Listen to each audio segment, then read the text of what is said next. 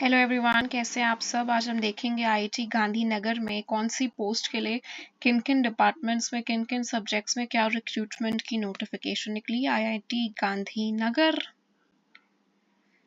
सबसे पहले हम असिस्टेंट प्रोफेसर ग्रेड 1 के लिए देख लेते हैं। पे लेवल 12 है, अंडर 7th पे कमीशन। तो आप मिनिमम पे देख लीजिए 1,15,100 एंड मैक्सिमम जितना चाहे मर्जी। Qualifications: minimum is PhD experience. Candidates must have at least 3 years of relevant teaching, research, industrial experience. Candidates with less than 3 years of post-PhD experience may be considered for a contractual position of assistant professor grade 2. Experience कम से कम 3 साल का होना चाहिए जो grade 1 के लिए apply कर रहे हैं, और जो ग्रेड 2 के लिए अप्लाई करेंगे उनके पास 3 साल से कम है तो वो कंसिडर किए जा सकते हैं, but there research record, there PhD should be with good grade. उनका रिसर्च रिकॉर्ड अच्छा होना चाहिए और पीएचडी ग्रेड अच्छी होनी चाहिए। कम से कम एज या मैक्सिमम एज जो मैं कहूँगी वो 35 ईयर्स है।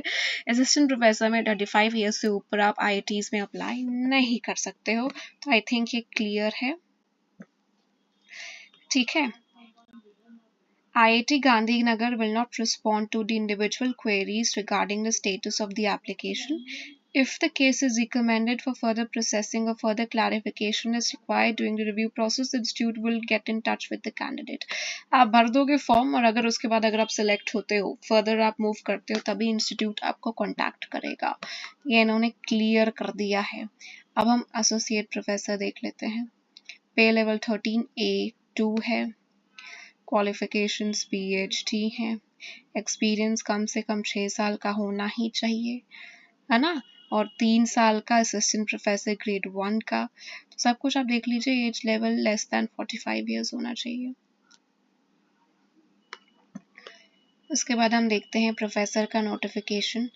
पे लेवल 14A, क्वालिफिकेशंस पीएचडी, कम से कम 10 साल का आपके पास अच्छा खासा एक्सपीरियंस होना चाहिए।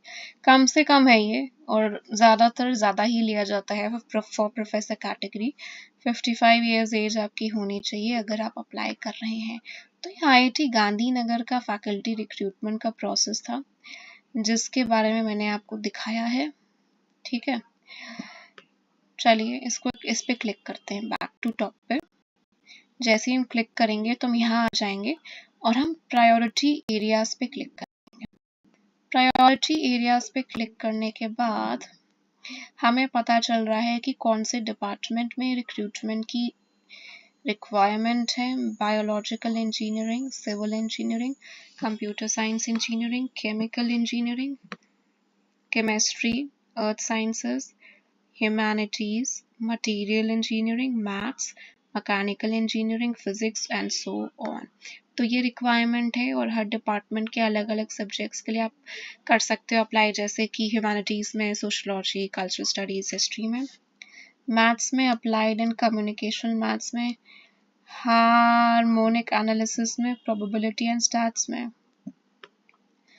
अब हम यहाँ पे अप्लाई का बटन क्लिक करके देखेंगे कि अप्लाई कैसे कर सकते हैं। अपने आप को आप एप्लीकेशन पोर्टल में रजिस्टर करोगे, उसके बाद एप्लीकेशन सबमिट करोगे और उसके बाद सबमिट करने के बाद आप फिल कर दोगे फॉर्म। यही है तरीका अप्लाई करने का, ठीक है। आप लॉग इन करोगे, सबसे पहले रजिस्टर करोगे अपने आप को, खुलेगा यहाँ पे अपना फर्स्ट नेम, लास्ट नेम